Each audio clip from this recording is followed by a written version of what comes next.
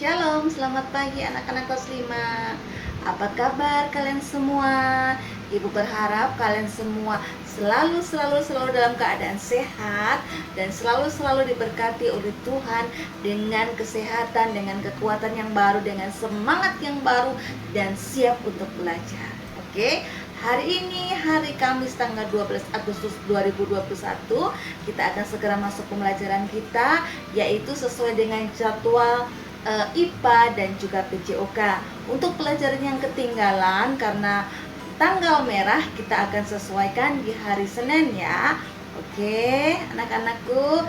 Nah, hari ini kita akan segera memulai pembelajaran kita. Tapi sebelumnya mari kita satu di dalam doa. Oke. Tuhan yang baik, kami bersyukur kepada Tuhan atas kesehatan dan kekuatan yang baru. Ampunilah semua kesalahan dan dosa-dosa kami, dan kami berterima kasih atas tuntunan Tuhan dalam kehidupan kami sepanjang hari berjalan di hari kemarin. Dan kami tetap meyakini dan percaya penyertaan dan penyelamatan Tuhan ada bagi kami sepanjang hari ini dan juga sepanjang hari yang akan datang. Berkati anak-anak kelas 5 dengan kepandaian dan kecerdasan sehingga mampu menerima semua pelajaran dengan baik. Berikan mereka kesehatan juga, berkati kedua orang tua mereka dalam segala hal, dalam pekerjaan, dalam usaha mereka, dalam apapun yang mereka gumulkan dalam kehidupan. Cita-cita mereka, Tuhan memberkati mereka semua bersama dengan saudara, famili, kakak beradik mereka semua. Tuhan berkati sekolahan kami, guru-guru kami, dan juga bapak kepala sekolah. Berkati seluruh pelajar yang ada di Indonesia. Berkati bangsa kami, kota kami di tengah pandemi COVID-19 ini. Tuhan, mampukan kami semua untuk bisa keluar dari pandemi ini Tuhan, dan berikan kesempatan bagi kami untuk bisa bertatap muka atau bersekolah kembali. Terima kasih Tuhan, terima kasih Yesus. Jagai dan lindungi kami sepanjang hari berjalan dan hari-hari yang akan datang. Terima kasih Tuhan, kami sudah berdoa. Amin. Nah, anak-anak kelas 5, kita sudah berdoa ya. Dan inilah rangkuman materi tematik kelas 5, muatan pelajaran IPA, tema 2, subtema 1 masih tentang cara tubuh mengolah udara bersih. Ya, selalu ingat apa yang menjadi pesan ibu untuk selalu rajin membaca. Karena dengan membaca itu adalah jendela dunia. Jadi membaca adalah jendela dunia. Dan selalu ingat apa yang menjadi pesan ibu untuk menjadi cerdas dengan 3M. Membaca, menyimak, dan juga menulis. Karena dengan 3M tersebut kita akan jadi cerdas. Inilah rangkuman materi tematik kita hari ini. Dengarkan penjelasan dari Ibu. Anak-anakku kelas 5, hari ini kita akan belajar tentang pernapasan pada hewan dan juga pernapasan pada manusia. Dan yang pertama, kita akan membahas terlebih dahulu tentang pernapasan pada hewan.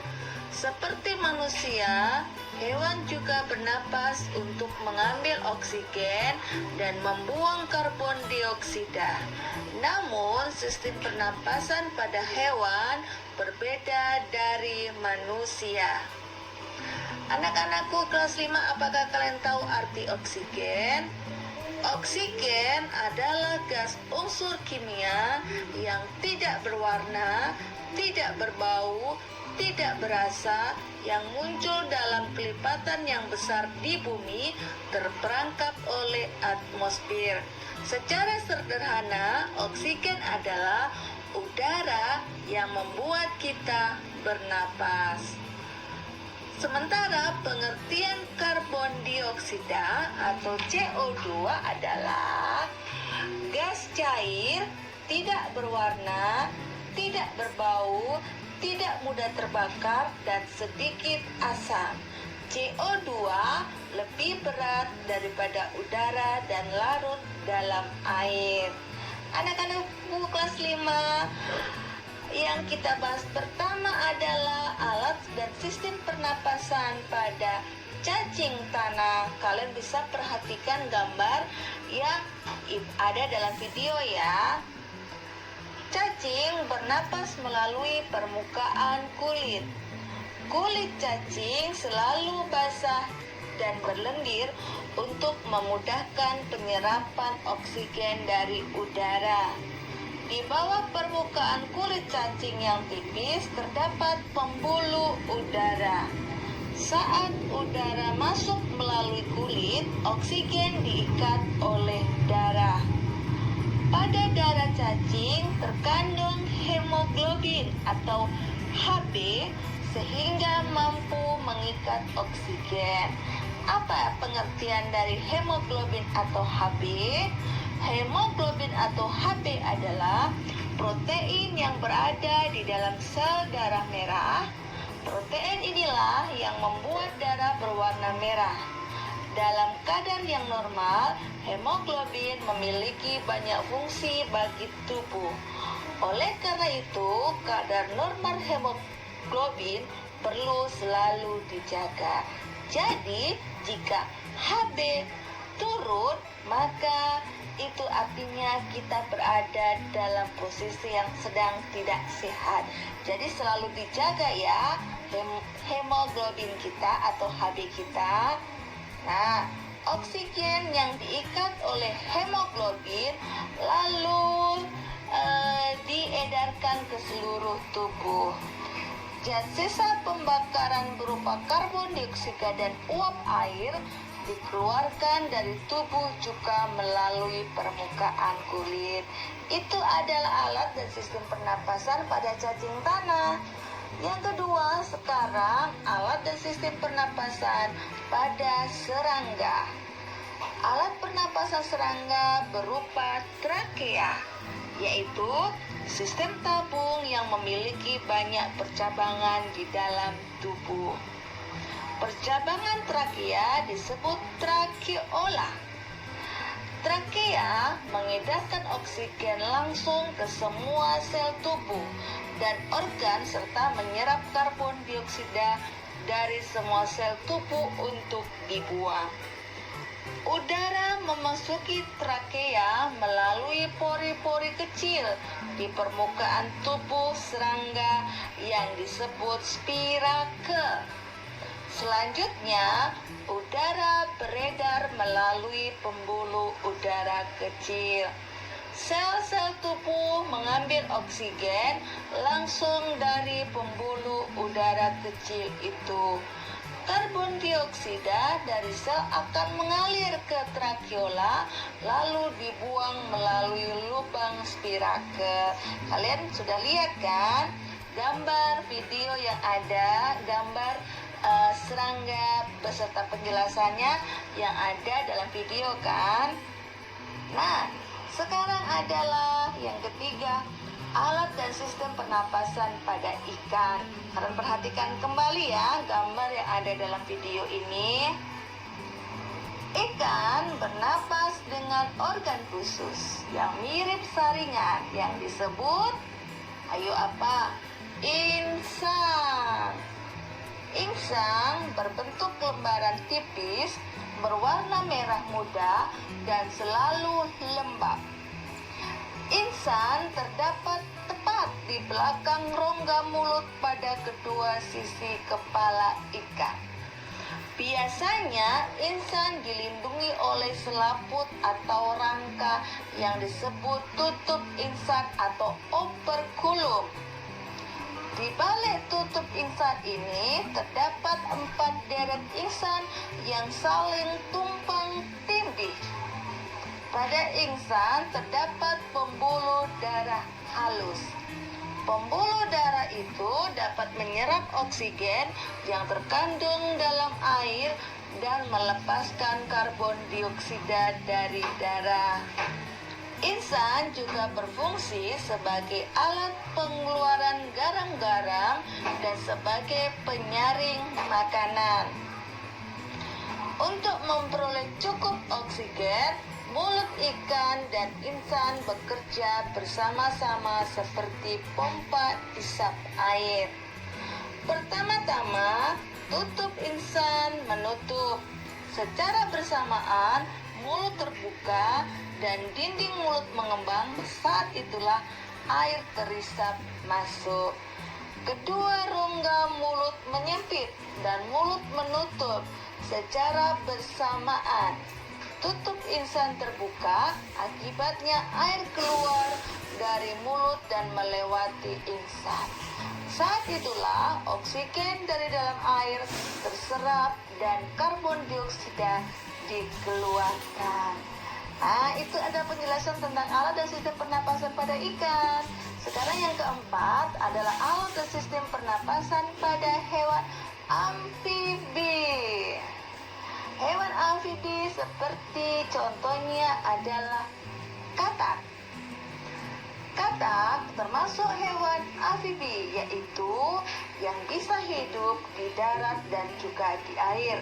Pelajaran sebelumnya kita sudah membahas tentang hewan amfibi, betul? Nah, saat ini alat dan sistem pernapasan pada hewan amfibi katak, yaitu saat masih berupa kecebong atau kecil sekali, katak hidup di dalam air dan bernapas menggunakan insan, sama dengan ikan ya. Insan kecebong terletak di luar tubuhnya dan terdiri atas lembaran-lembaran kulit halus mengandung kapiler darah. Setelah berumur 9 hari, kecebong bernapas menggunakan insan dalam. Insan dalam akan menyusut seiring mulai berfungsinya paru-paru dan katak muda pun tumbuh menjadi katak dewasa. Katak dewasa bernapas menggunakan paru-paru dan permukaan kulit. Nah, anak-anakku kelas 5, kalian sudah saksikan tadi ya, ditambah di dalam video. Nah, sekarang yang kelima. Sekarang kelima adalah alat dan sistem pernapasan pada reptil. Apa saja contohnya binatang reptil? Yaitu ular, kadal, cecak, buaya, dan biawak. Saksikan ya, lihat gambar yang ada dalam video ini. Reptil bernapas menggunakan paru-paru.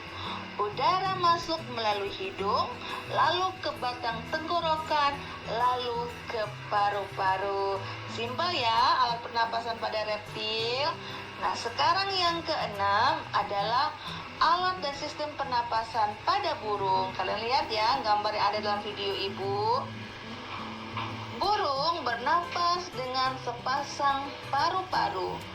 Paru-paru burung terletak di dalam rongga dada. Udara yang mengandung oksigen masuk melalui lubang hidung pada pangkal paruh sebelah atas. Selanjutnya, udara masuk ke pembuluh udara yang disebut trakea. Dari trakea, udara sebagian masuk ke dalam paru-paru dan sebagian lagi masuk ke dalam kantong udara. Burung menghirup udara sebanyak-banyaknya saat tidak terbang. Sebaliknya, saat terbang, burung tidak menghirup udara. Udara diembuskan dari kantong udara ke paru-paru. Kantong udara burung berfungsi sebagai tempat menyimpan udara. Itu adalah alat sistem pernapasan pada burung ya. Sekarang adalah alat dan sistem pernapasan pada mamalia. Mamalia kalian sudah tahu ya, jenis hewan yang menyusui anaknya. Ada sapi, kucing, anjing, dan lain-lain. Inilah penjelasan sistem pernapasan pada mamalia. Mamalia adalah jenis hewan yang menyusui anaknya. Ada 2 jenis mamalia, yaitu mamalia darat dan mamalia air. Mamalia darat misalnya kambing, sapi, kerbau, dan kuda. Mamalia air misalnya paus, duyung, dan lumba-lumba. Jadi mamalia darat berarti yang hidup di darat ya. Sementara mamalia air yang hidupnya di air atau di laut ya. Alat pernapasan mamalia darat terdiri atas hidung, pangkal tenggorokan, batang tenggorokan dan juga paru-paru. Pada mamalia air, hidungnya dilengkapi dengan katup. Saat mamalia tersebut menyelam, katup akan menutup. Sebaliknya, saat mamalia tersebut muncul ke permukaan air, katup terbuka dan mereka bernapas. Itu adalah penjelasan dari Ibu mengenai alat dan sistem pernapasan pada hewan. Dan sekarang di bagian yang kedua, sistem dan alat pernapasan pada manusia. Oke, lihat gambar yang ada dalam video. Pernapasan pada manusia. Manusia bernapas untuk memasukkan udara ke dalam tubuh. Udara mengandung oksigen. Oksigen dibutuhkan untuk mendapatkan energi dari makanan. Energi ini menggerakkan semua proses kehidupan yang sangat penting pada tubuh.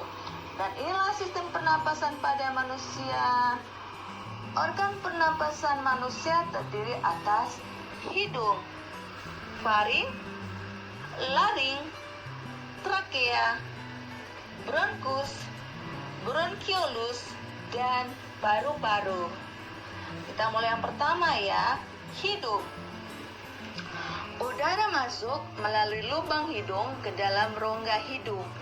Di dalam rongga hidung terdapat rambut-rambut pendek dan tebal untuk menyaring dan menangkap kotoran yang masuk bersama udara. Selain disaring, udara yang masuk dilembabkan oleh selaput hidung. Faring. Faring merupakan persimpangan antara saluran pernapasan pada bagian depan dan saluran pencernaan pada bagian belakang. Dan selanjutnya adalah laring atau teka atau jakun yang terdapat di belakang faring. Laring terdiri atas 9 susunan tulang rawan berbentuk kotak. Sekarang trakea atau batang tenggorokan. Pada trakea terdapat jaringan yang disebut silia yang akan bergerak dan mendorong keluar debu-debu dan bakteri yang masuk. Dan selanjutnya adalah bronkus. Bronkus merupakan percabangan dari trakea serta terdiri atas bronkus kiri dan bronkus kanan. Berbeda dengan bronkiolus yang merupakan percabangan dari bronkus. Nah, sekarang adalah alveolus atau paru-paru. Alveolus atau paru-paru terdapat di dalam paru-paru, merupakan tempat terjadinya pertukaran oksigen dan karbon dioksida. Alveolus dikelilingi kapiler-kapiler darah. Alveolus berbentuk seperti buah anggur. Udara masuk ke dalam tubuh melalui lubang hidung, lalu masuk ke dalam batang tenggorokan. Batang tenggorokan adalah sebuah pipa mulai dari belakang hidung dan mulut, lalu turun ke paru-paru. Dari batang tenggorokan udara masuk ke dalam paru-paru. Di dalam paru-paru, oksigen terserap ke dalam pembuluh darah halus.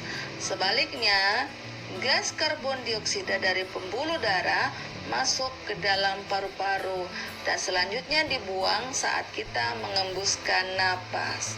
Saat kita beristirahat atau tidur, dalam setiap tarikan napas, kita mengisap dan mengembuskan sekitar setengah liter udara. Kita menarik napas sebanyak 15-20 kali setiap menit. Sebaliknya, setelah beraktivitas berat, misalnya balapan lari, kita membutuhkan lebih banyak oksigen. Saat itu kita menarik napas lebih dalam dan lebih cepat. Dalam setiap tarikan napas kita menghirup udara sebanyak 3 liter atau lebih. Dalam setiap menit kita menarik napas sebanyak 50 kali atau lebih. Itulah sebabnya kita terengah-engah. Bernapas adalah kegiatan menghirup oksigen ke dalam tubuh dan membuang karbon dioksida dari dalam tubuh. Otot pernapasan utama adalah diafragma. Diafragma terdapat di dalam tubuh di bagian bawah rongga dada. Diafragma berbentuk seperti kubah. Saat kita menghirup udara, diafragma akan berkontraksi menjadi lebih datar. Saat itu, paru-paru membesar untuk dapat menampung udara yang kita hirup. Saat kita menghirup udara, otot-otot tulang rusuk mengangkat tulang rusuk kita sehingga paru-paru membesar. Sebaliknya, saat membuang napas, otot diafragma atau relaksasi dan otot tulang rusuk mengendur. Paru-paru mengkerut lagi ke ukurannya yang lebih kecil dan mengembuskan udara pengap berisi karbon dioksida. Anak-anakku kelas 5, itulah rangkuman materi kita. Hari ini kalian sudah mendengarkan ya apa yang Ibu Guru jelaskan tadi, dan nanti tugasnya akan Ibu SS atau Ibu screenshot lalu kirim di grup kita. Tapi selalu ingat ya anak-anak, jangan mencari jawabannya di Google atau internet, karena tidak semua jawaban di Google atau internet itu adalah benar. Cara menjawab yang benar adalah dengan menonton video yang Ibu sudah sharekan tadi ya, yang Ibu sudah bagikan tadi. Jadi kalian harus tonton. Oke anak-anakku, dan terima kasih karena kalian sudah menonton videonya Ibu. Selalu ingat pesan Ibu untuk menjadi cerdas dengan 3M. Dengan 3M tersebut kita akan jadi cerdas. Oke anak-anakku, terima kasih. Jangan lupa setelah belajar kita harus berdoa lebih dulu. Oke, salam sehat, shalom, dan selamat pagi. Selamat belajar, Tuhan Yesus memberkati.